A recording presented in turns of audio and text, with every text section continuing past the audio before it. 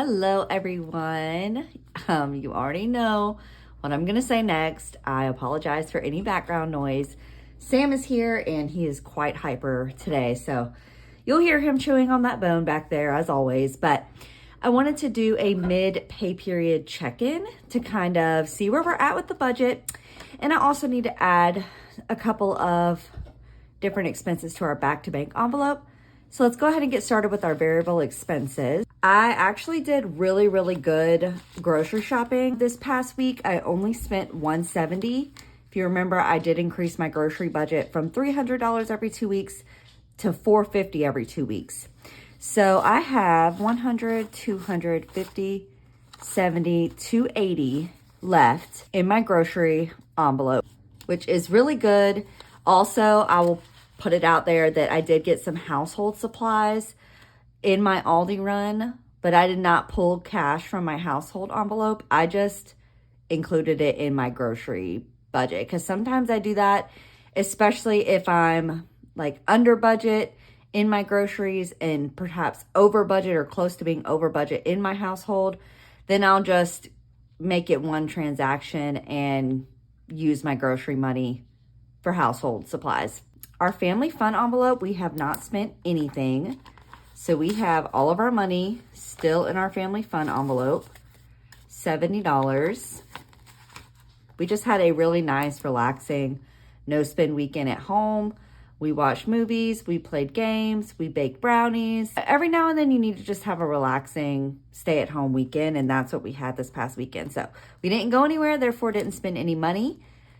For the kids, I spent $10 on them. I got them some Play-Doh and a couple other little things that I have to constantly replenish every couple of weeks. So they have $30 left in this envelope. My personal spending, I know I spent $50 because I did get my nails done. So I have $30 left in personal spending. And household is $0. I spent all of the household money as well as all of the miscellaneous money. We just had so much happening, so much coming up.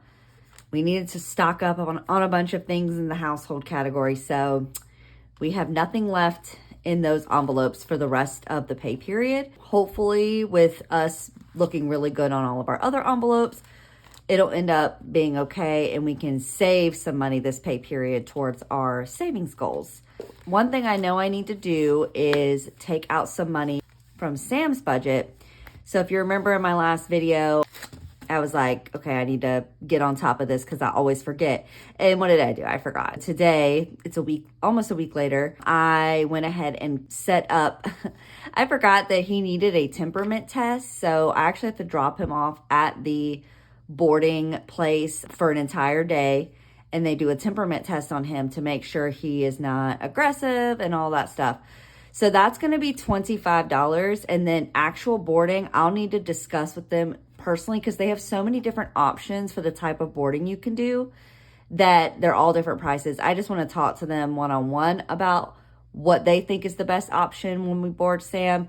So I don't exactly know boarding costs yet, but I do know his temperament cost will be $25. His temperament test will be $25. But besides that, I did get him some flea prevention meds today. So I have 20, 30, 40, 45, 50, 55. So I actually spent $60 on 2 tablets. I usually buy just one at a time, but I've been getting really bad about like procrastinating going to get his pill. And then he ends up being a couple of days late taking it. And I want to kind of nick that habit in the bud. So I did get 2 tablets. I am $5 short, so I need to figure out where I'm going to pull $5 from. I'm going to pull it from his grooming. So now he doesn't have anything in grooming. But I just got him groomed, so I'm okay with that. So 20, 30, 40, 50, 55, 60. Oh, wait, did I miscount? 20, 30, 40, 50, 55, 60. I did miscount. So I had 60. Maybe I'm losing it. 20, 30, 40, 50, 55, $60 for 2 tablets. So I used my credit card because I am trying to make sure we get our travel points. I'm going to put this $60 in my back to bank envelope. And I'm just gonna go take all this to the bank and deposit it and then pay the credit card off. My husband and I have a new travel credit card, and if you spend a certain amount within the first 3 to 4 months, depending on the card, you get quite a bit of travel points, bonus points. So we're trying to meet that minimum. That's why I use my credit card instead of just paying in cash. We're trying to meet that minimum so we can get those bonus travel points. Really quickly, I just wanted to share my Nightmare Before Coffee Savings Challenge, because I did figure out what goal I want to start saving for with my Nightmare Before Coffee Saving Challenge. If you follow me on Instagram, you've already seen this, but I am saving up for a cremation ring. My aunt is going to leave some of my grandpa's ashes with me, which I apologize. I don't know that I've actually said this on here, but my grandpa did pass away last week. I can't remember if I mentioned that in the last video, but my grandfather did pass away last week and his wishes were to be cremated. We are all of us girls in the family are going to get either a cremation ring or necklace. So I'm going to save $200 for mine. My aunt is going to leave some of his ashes with me. And then once I save for my ring, I'll be able to send the ashes to the creator of the ring. So I'm really excited about that. You'll see that going forward. Looking at my other savings challenges, my $5 savings challenge hasn't changed much. I still have the same amount that I've had for quite a few weeks.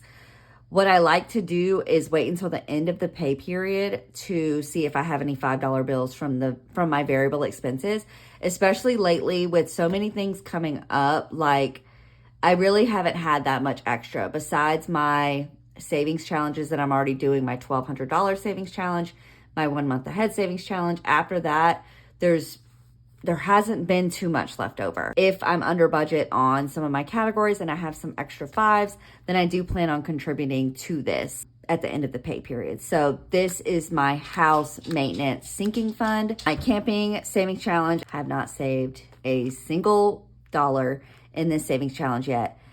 That is okay though, because our next camping trip isn't until October, so I still have some time. It does make me feel discouraged sometimes when I see my savings challenges and I'm not making any progress, but I just have to remind myself that I'm still in this huge transitional phase. I'm trying to increase my income. I'm trying to do all of these things.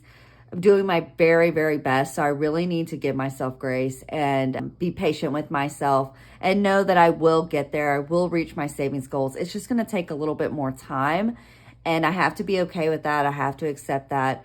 I haven't spent anything from my kids' sinking fund binder, so all of the amounts that you saw me cash stuffing last pay period is the same. I have not needed to spend any money from this yet. That is pretty much all I wanted to get into. I actually went into a little bit more than I was planning to. I will see you guys next week for another video, and I'll talk to you soon. Bye.